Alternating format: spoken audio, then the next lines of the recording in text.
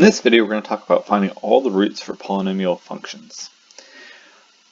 We're going to take a series of examples, and we're going to put together all the skills that we've learned in this chapter. We're going to think about basic skills like factoring that we've seen for a long time. We're going to think about the rational zeros theorem. We're going to use synthetic division, maybe long division at times, quadratic formula. So we're going to put together all the skills that we have for solving polynomial functions. Let's start with the set of instructions. For the following polynomials, find all of the roots, then rate the polynomial in terms of its leading coefficient and linear factors. Let's start with the polynomial f of x equals 3x cubed minus 4x squared minus 17x plus 6. So if I look at this polynomial, I have no idea what the zeros are. I don't know how to factor this. 4 terms, the only way I might have to solve this through factoring is by grouping. But if I look at this, I can't factor the constant out of the first few terms. I can't factor the constant out of the second few terms. So we're kind of stuck. We would not be able to factor this by grouping. So let's come up with a possible list of zeros that might work. And these are what we call the possible rational zeros. So remember, the possible rational zeros theorem told us that we can take the factors of the constant and divide it by the factors of the leading coefficient. The polynomial is in descending order. So let me start by writing out the factors of 6. Well, the factors of 6 are 1, 2, 3, and 6.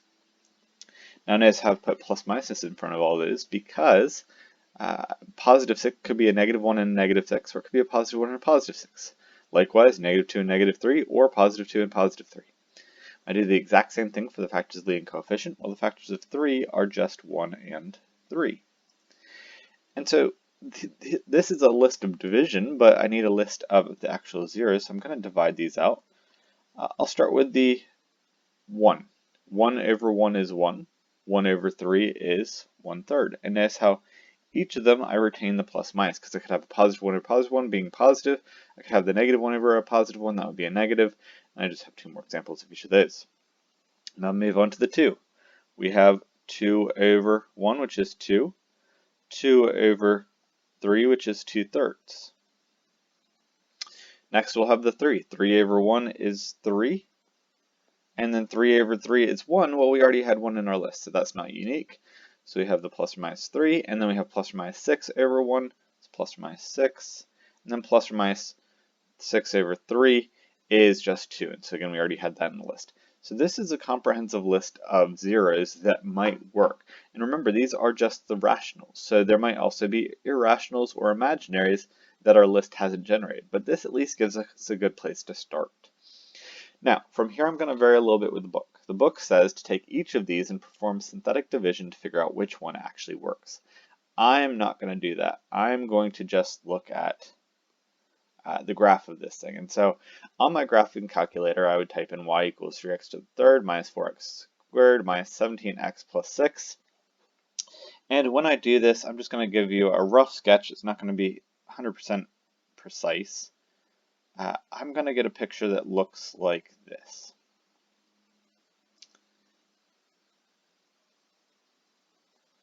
And that's a rough sketch. And so again, go to your graphing calculator, you hit the y equals button, you type in your function, and then you hit graph. If you don't see the full function, remember you might have to adjust your zoom, and you can do that by going to the zoom button and either zooming in or out, or probably the easiest thing to do, what I always start with, is go to zoom standard, which is zoom 6. And that way you're just putting it back in the standard 10x10 screen. And from there you might have to do a little bit of zooming. But I'm just looking at the general picture of it. And really what I want to see is a couple places it crosses the x-axis, because I know any place it crosses the x-axis, those are x-intercepts or zeros or roots, and that's what we're looking for. So what I see in my picture, what I see on my graphing calculator is it does appear to cross the x-axis 3 times, meaning in this case we do have 3 real zeros. If we look at the degree of the polynomial, the degree was 3, which tells me it should have 3 roots. Those could be real, could be imaginary, could be any mixture thereof. So in this case, it does look like we have all 3 of them to be real. Now, the reason I'm using the graphing calculators, I'm going to use technology to my advantage. I don't just want to torture you guys. I know it's hard to believe, but you know, we went from an infinite number of possibilities down to 1, 2, 3, 4, 5, 6, double it 12, because we have the plus and minuses. 12 12 options. So not terrible, and before calculator, this wasn't terrible. It was a lot better than trying everything literally in the world. That would take forever. But the reason this list is still helpful is it gives me an idea of what to try. So if I look at my list, this first number, it looked like it crossed at -2, and in fact, -2 does show up in my list.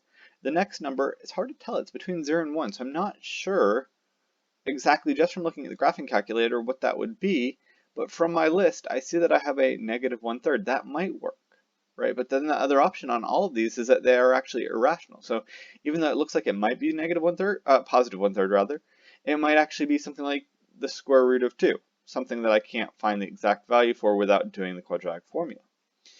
And then the last one looks like it might be a 3, but again, it could actually be 2.999 with some crazy decimal there that I can't see exactly. So the list is giving me a possible starting point, but it doesn't guarantee that it's going to be dead on. We're gonna have to test this. And so at this point, we are going to use the synthetic division. The synthetic division is going to prove to me, your instructor, that we actually have a 0 there. So let's start with the -2. I've got -2 in my box. My coefficients, we had 3, -4, -17, and 6. And so the 3 is going to come down. Back up, we get -6. Down, we get -10. Back up, we get 20. Down, we get -3. And up, we get, sorry, that should have been a positive 3, because this better end up being a -6 so that we get 0. 2 times the -10 was 20. So -17 plus 20 is 3, giving us 0. When I had that -3, I realized I had a problem because that would have been a positive, and so it wouldn't have worked out. That would have meant I'd either made a mistake or that -2 really wasn't a 0. So we know at this point we've verified that -2 is a root, is a 0, and I also have the reduced polynomial, 3x squared minus 10x plus 3. So if I wanted to, I could continue doing synthetic division with the ones that I think are zeros, or it might be just as easy at this point to go ahead and say, you know, we're trying to figure out what those zeros are, the roots are, so I'm saying it equal to 0, and I want to figure out what the solutions for this are. Well, I'm going to use my quadratic formula, or I'm going to factor, and this one does factor. So I know one of the x's has to be a 3x, and the other is just going to be an x. The factors of 3 are 1 and 3, and they're both going to be the same sign. They're both going to be negative, so I can go ahead and put those negatives in there. I need to make sure I have the order right. If I want a really large number, the 3's are probably going to bounce off each other. One's going to be by itself. And so there we have it. 3x times x is 3x squared. -9 minus 1 is -10. -3 times -3, -1 times -3 is positive 3. So we have it factored. I think that's probably faster than using the synthetic division for each of those zeros. So now that we have it factored, we can see that we get 2 more x-intercepts or zeros of 1/3 and 3. Our instructions were to list all roots, and so one of the most common mistakes I see at this point is just writing down these two numbers. Remember, we did a little bit of work at the front end, and we said that -2 was also a root, so I have to remember to include that in my list. We have 3 roots as we expected because it is a degree 3 polynomial, and there they are. Now the other thing that we're asked to do, just cleaning up those a little bit, other thing we're asked to do is to write it in factored form. So I'm going to rewrite this polynomial but with its linear factors. So the name of this polynomial was f of x. I always want to remember to write the equation, meaning I need to have the function name. F of x is equal to, well, the factor associated with the 1/3 is x minus 1/3. The factor associated with the 3 is x minus 3. The factor associated with the -2 is x plus 2. Remember, we're just switching those signs as we put them back in, because if we were to set each of these things equal to 0, we get back to this point. We're very nearly done. We have the factors, the linear factors, but remember, every polynomial always has a coefficient. Now that coefficient might just be 1, we might get to leave it like that, but we need to double check, we need to verify. So if I look back at my original polynomial, I can very clearly see there that had a leading coefficient of 3. And so when I'm writing down my factored polynomial, I've got to put that leading coefficient in front. And the reason that is there now is I've kind of factored it out of this linear 0 here. If I want to have, or the linear factor rather, if I want to have the polynomial written in terms of its linear factors and its leading coefficient. I want to pull that leading coefficient to the front.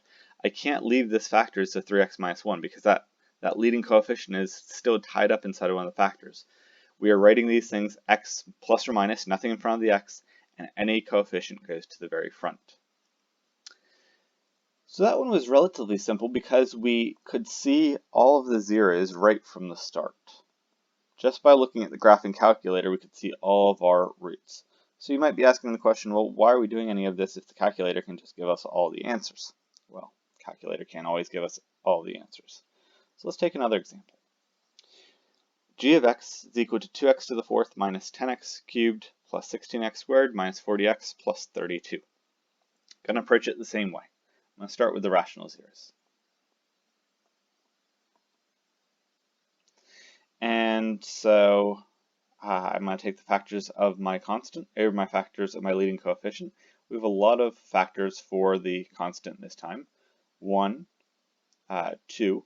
I like to just work in ascending order, so I'm not trying to jump all over the place. 4. Then we have 8 plus or minus 8 plus or minus 16 plus or minus 32. And the factors of the leading coefficient 1 and 2 only. So I'll write the comprehensive list underneath. We'd have 1 over 1, which is 1. 1 over 2 is 1/2. 2 over 1 is 2. 2 over 2 is 1. 4 over 1 is 4. 4 over 2 is 2. 8 over 1 is 8. 8 over 2 is 4. We already had in the list. 16 over 1 is 16. 16 over 2 is 8. And then 32 over 1 is 32. 32 over 2 is 16. So this is a comprehensive list that we would have to try if we did not have use of a graphing calculator, but we do, so we're going to use technology to assist us. So again, I'm going to get my graphing calculator, type in hit the y is equal to button and type in this equation. Then I'm going to just look at the graph. And so what I see, kind of a rough sketch again of this thing, it's not a perfect sketch. It appears to me that this thing is crossing at the 1 and at the 4, and so it's doing something like this, and it's not completely smooth. It's not that wiggly, but it's not completely smooth either in all positions. So it looks to me that I only have 2 real x-intercepts. I only have 2 real zeros. It appears I only have those 2 places where we cross the x-axis. So what that's leading me to believe, remember the degree was 4, I believe on this one we're probably going to have 2 imaginary zeros. So we'll see if that is in fact the case.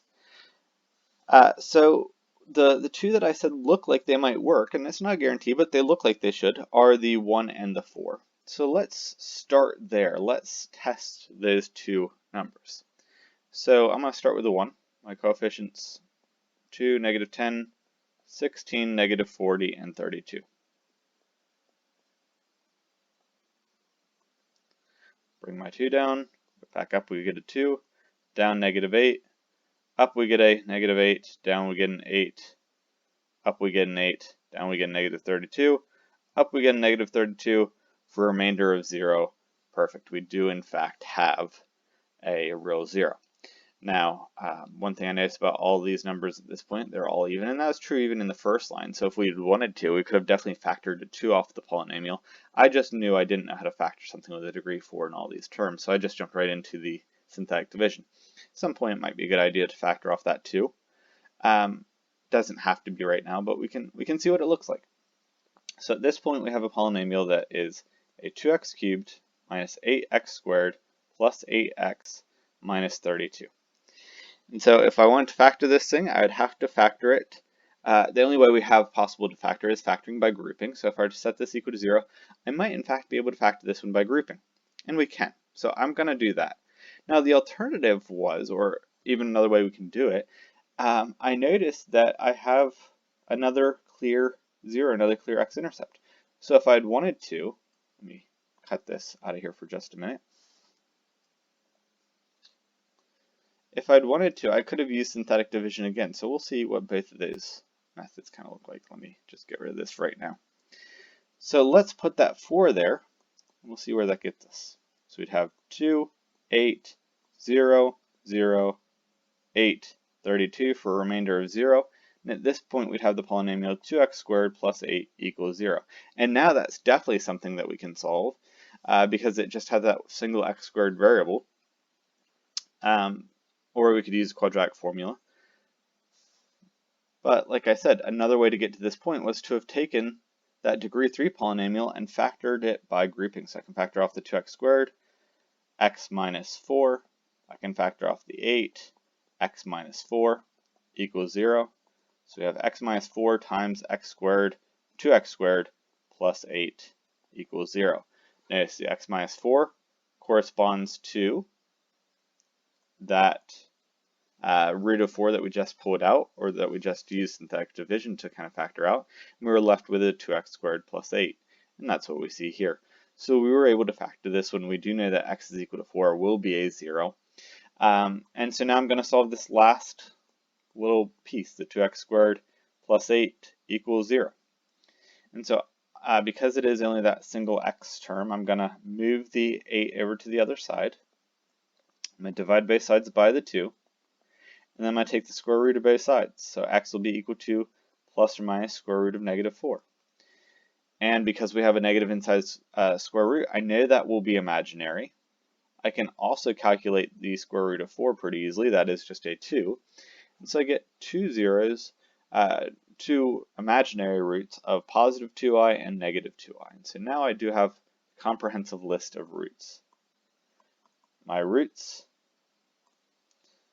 plus or minus 2i, we had the 4, and we had the 1, remember from our synthetic division that we saw that gave us the remainder of zeros.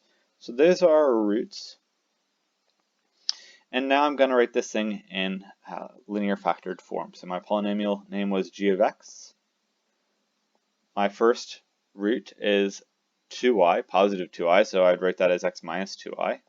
My next root, we had the negative 2i, so I'd have x plus 2i. Then I have the 4, x minus 4. Then I have the 1, x minus 1.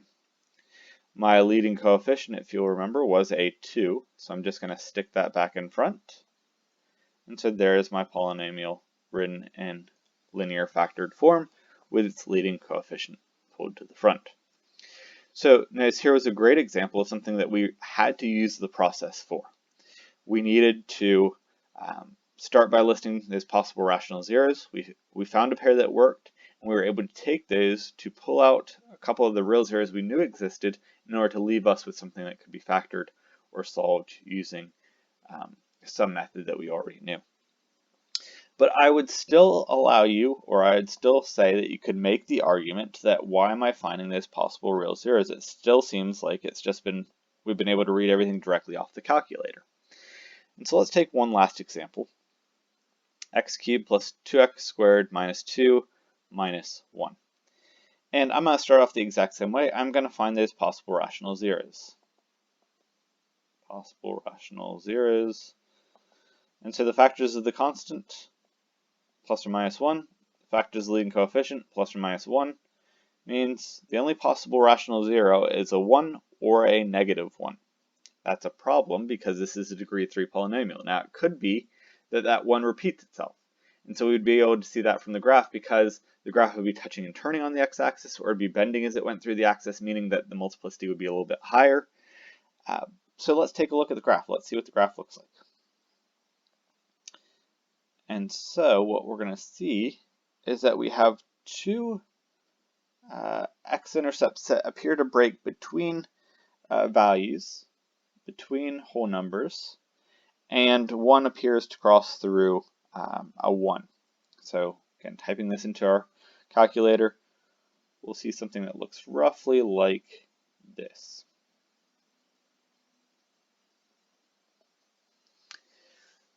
So the 1 appears to be a pretty direct hit. The point, there is a number between 0 and negative 1. That looks like maybe a third, maybe. And then we have one between 2 and 3, negative 2 and 3. That looks like maybe 2.5. So if I was just relying on the graphing calculator, I would probably go ahead and start by trying negative 5 halves or negative 2.5. It looks like to me that it might be crossing right there. Or I might try a negative 1/3. And then I also have that 1 to try. But by developing this list of possible rational zeros, I see I don't even have the option of having a fractional value. There is no 2.5, there is no 1/3 in this list. So these two, what this is telling me, these two have to be irrational numbers. And the graphing calculator is never going to give me those rational values exactly. And so these are going to have to be zeros I solve using the quadratic formula. I want to solve those last. Because in the list, the only possible rational zero I had was the 1, I'm going to start my synthetic division with that 1. And we better see that this works out. So we bring down our first one, we get 1. 1 times 1 is 1. Adding that to the 2, we get a 3. Back up, we get a 3. Down, we get a 1. Up, we get a 1. Leave me a remainder of 0. Perfect. We do, in fact, have a real zero, a real rational zero of 1. And now the nice thing is we have been able to reduce this polynomial to x squared plus 3x plus 1. We can set that equal to 0, and I can't factor it. It doesn't factor because it doesn't have those rational zeros, but I can use my quadratic formula. So our quadratic formula, we take the negative b plus or minus square root of the b squared minus 4 times the c times the a over 2 times my a. And so we have the negative 3 plus or minus square root. 3 squared is 9 minus 4 times 1 is 4. 2 times 1 on the bottom is just 2. And we get negative 3 plus or minus root 5 over 2. And so if we were to type these things into the calculator, if we were to approximate them, we'd see that it's pretty close to negative 2.5, and it's pretty close to negative 1/3, but they're not exact. They're off by a little bit. It's really more like 0.3 and 2.6. So they're not exactly what a value I could have seen from the calculator. The calculator can't give me those rationals. So now I can list out my comprehensive list of roots, and I have all of their exact values. We started with the 1. We see that we have a negative 3 plus the root 5 over 2. We also have the minus. I realize on my math lab it doesn't accept the plus minus button. If you were to write this out in lab, I don't mind if you write it with that plus minus. It is indicating the two different roots. So this is a comprehensive list of 3 roots. It's a degree 3 polynomial, so we know it's going to have 3 zeros or 3 roots. They are all real. It's just 2 of them the calculator couldn't give me directly because they're irrational. The last thing I'm going to do is write out this function in terms of its leading coefficient and linear factors. So I scrolled back up to see my function name. It was h of x. My first factor would be x minus 1. Next I'd have x plus, doesn't matter the order, x plus the negative 3. Switch that rather. Let me do x minus the negative 3, and then I'll distribute it in just a second. X minus the negative 3 plus root 5 over 2. And then I will have x minus the negative 3 minus square root of 5 over 2. And so if you want to, you can distribute those negatives, and that's what I had started to do.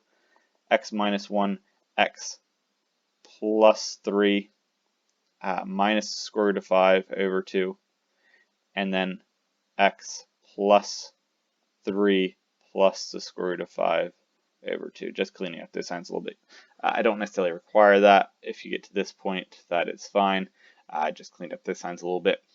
The leading coefficient, remember, was just the 1. It was just a single x cubed. And so we have our polynomial in linear factored form. Either of those is fine. So what we see, we do have to know how to get a list of where to start. We have to have some possibilities to try because those zeros aren't always nice even values. And so, we could randomly and blindly kind of start trying things, but that takes longer. So I'm using all the tools at my disposal. I'm using what I know to be true about polynomials based on their degree. I'm using the possible rational zeros theorem. I'm using my skills in factoring and the quadratic formula. I'm using synthetic division. I am using technology to assist me. The calculator is a valuable tool. It's a valuable resource. It is not doing all of the work for me, however. I'm using a lot of extra knowledge so that I can find those exact values when we do have those irrationals in this case, and so that we can find those imaginaries when the calculator doesn't give them to us. So if we're simply relying on the calculator to give me all the solutions, it's just not going to work. We're not going to be able to find all of those zeros.